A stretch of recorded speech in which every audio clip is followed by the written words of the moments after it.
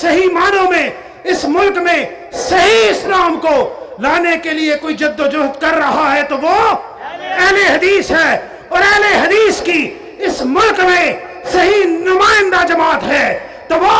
مرکزی جمعیت اہل حدیث پاکستان ہے۔ کیوں کہتا ہوں؟ سیدنا داؤد غزنوی کی جماعت مرکزی جمعیت اہل حدیث تھی، مولانا اسماعیل سلفی کی جماعت مرکزی جمعیت اہل حدیث تھی، علامہ احسان الہی ظہیر کی جماعت مرکزی جمعیت اہل حدیث تھی، حبیب الرحمن یزدانی کی جماعت مرکزی جمعیت اہل حدیث تھی، محمد خان نجیب کی جماعت مرکزی جمعیت اہل حدیث تھی، شیخ الحدیث مولانا عبداللہ کی جماعت مرکزی جمعیت اہل حدیث تھی، مولانا ابراہیم کمیر پوری کی جماعت مرکزی جمعیت اہل حدیث تھی، مولانا محمد حسین شیخ پوری کی جماعت مرکزی جمعیت اہل حدیث تھی، مولانا حافظ عبداللہ شیخ پوری کی جماعت مرکزی جمعیت اہل حدیث تھی، قاری عبدالوکیل صدیقی کی جماعت مرکزی جمعیت اہل حدیث تھی، مولانا عبدالعلیم یزدانی کی جماعت مرکزی جمعیت اہل حدیث تھی، اور آج بھی جتنے مشائخ موجود ہیں، مولانا ارشاد الحق عصری کی جماعت مرکزی جمعیت اہل حدیث ہے،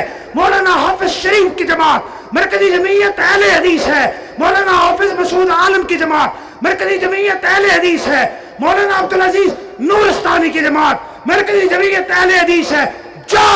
چیلنج دے کر کہتا ہوں، کراچی سے خیبر تک جہاں پورا ملک پھر کر دیکھ لے، تجھے علماء ملیں گے، مرکزی جمعیت کے ملیں گے، مفسرین ملیں گے، مرکزی جمعیت کے ملیں گے، مشائخ ملیں گے، مرکزی جمعیت کے ملیں گے، شیوخ الحدیث ملیں گے، مرکزی جمعیت اہل حدیث پاکستان کے ملیں گے۔